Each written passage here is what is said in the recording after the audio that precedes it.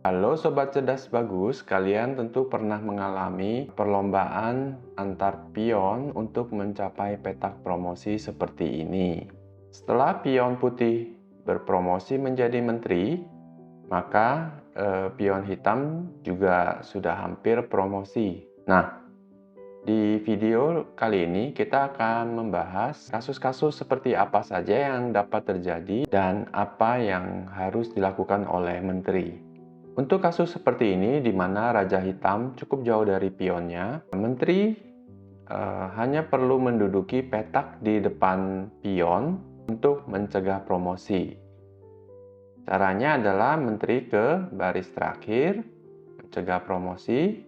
Setelah Raja Hitam mendekat, Menteri akan masuk ke petak persis di depan pion. Setelah itu, Putih mendatangkan rajanya. Dan kemudian setelah itu Putih akan dapat menangkap pion hitam. Untuk kasus di mana Raja Hitam sudah terlalu dekat dengan pion hitam, maka Menteri harus melakukan cara lain. Bila kita melakukan cara pertama, maka hitam akan dapat langsung promosi dan permainan akan berakhir dengan remis. Pertama-tama, Menteri akan mendekati pion dengan gerakan zigzag. Diawali dengan skak terlebih dahulu dan tentunya Raja Hitam tidak akan bergerak ke depan pion karena gerakan seperti ini akan menghalangi pion untuk promosi dan Putih dapat menggerakkan Raja untuk dekat ke pion.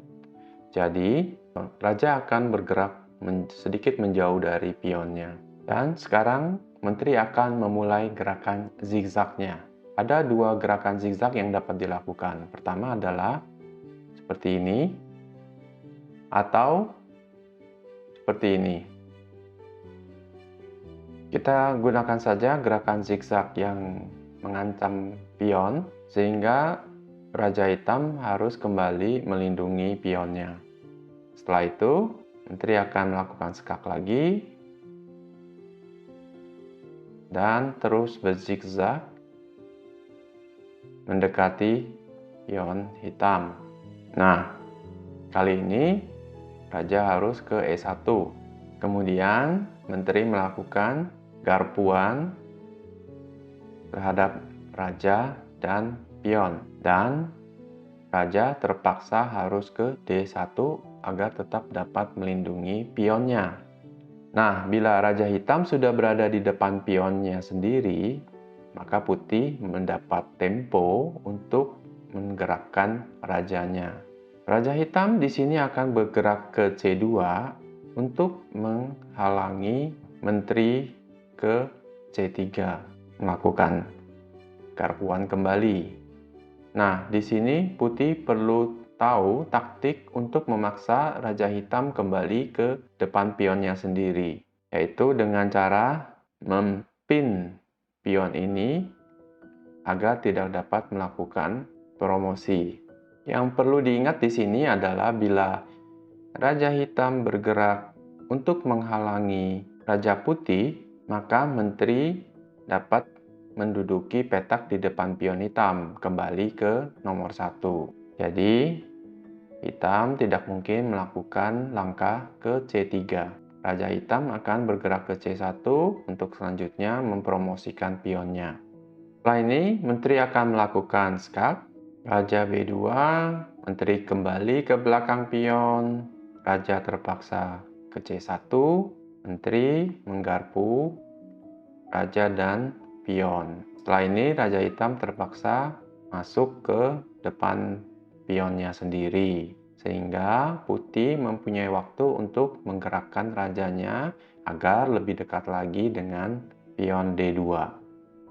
Raja D2. Nah, apakah kalian ingat apa langkah Putih berikutnya?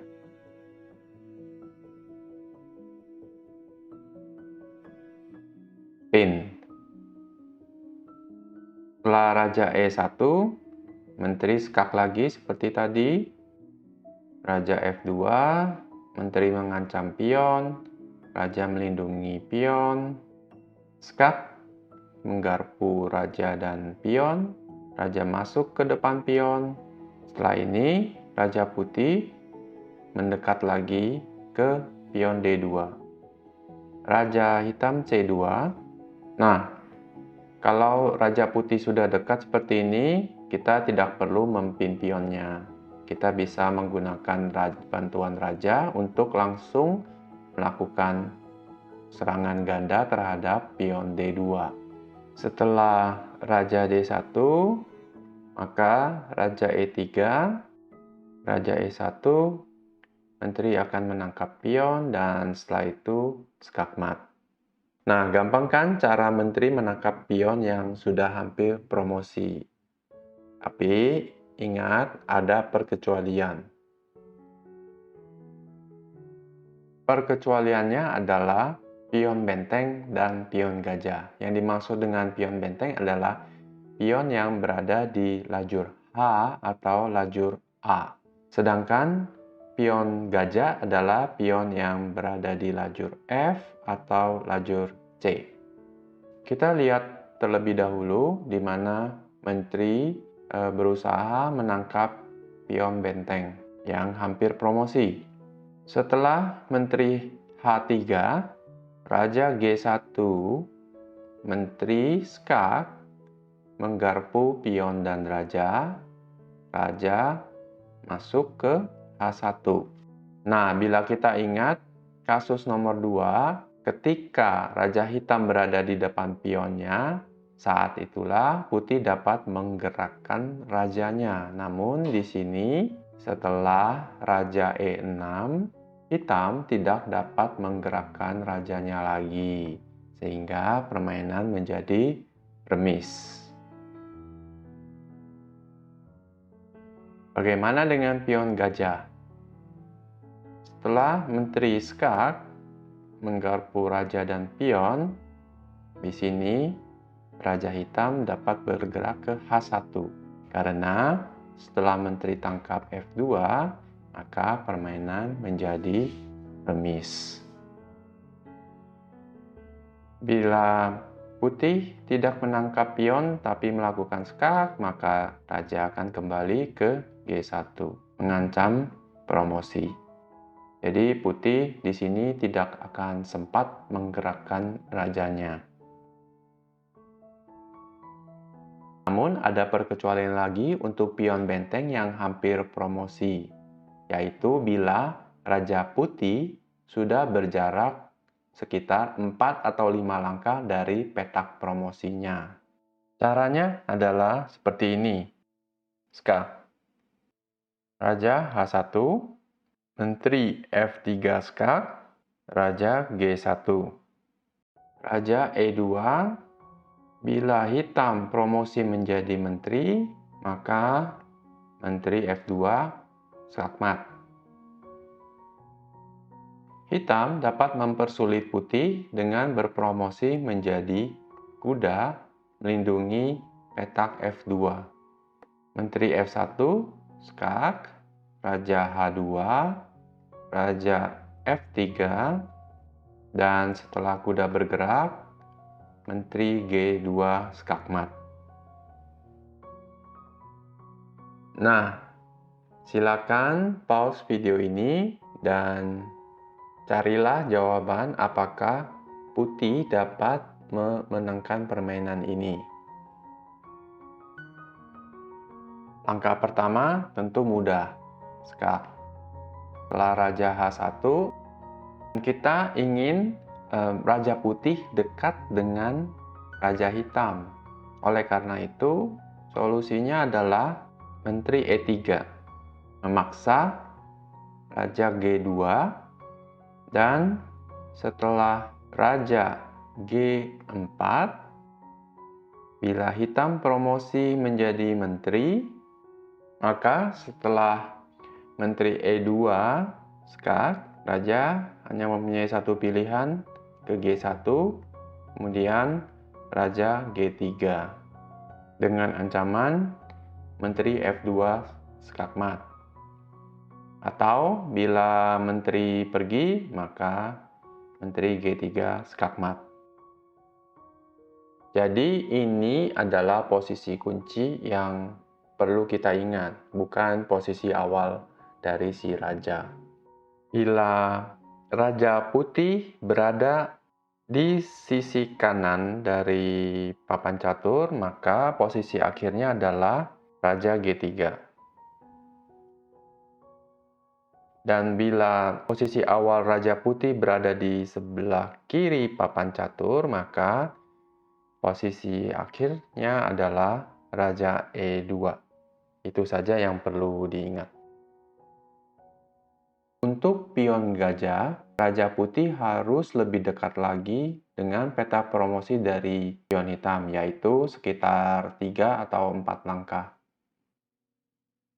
Kita lihat dulu bila Raja Putih berada di sebelah kanan papan. Putih melangkah Raja G3, hitam promosi menjadi menteri, menteri E3 skak, Raja H1, menteri H6 skak, dan bila Raja G1 maka menteri H2 skakmat.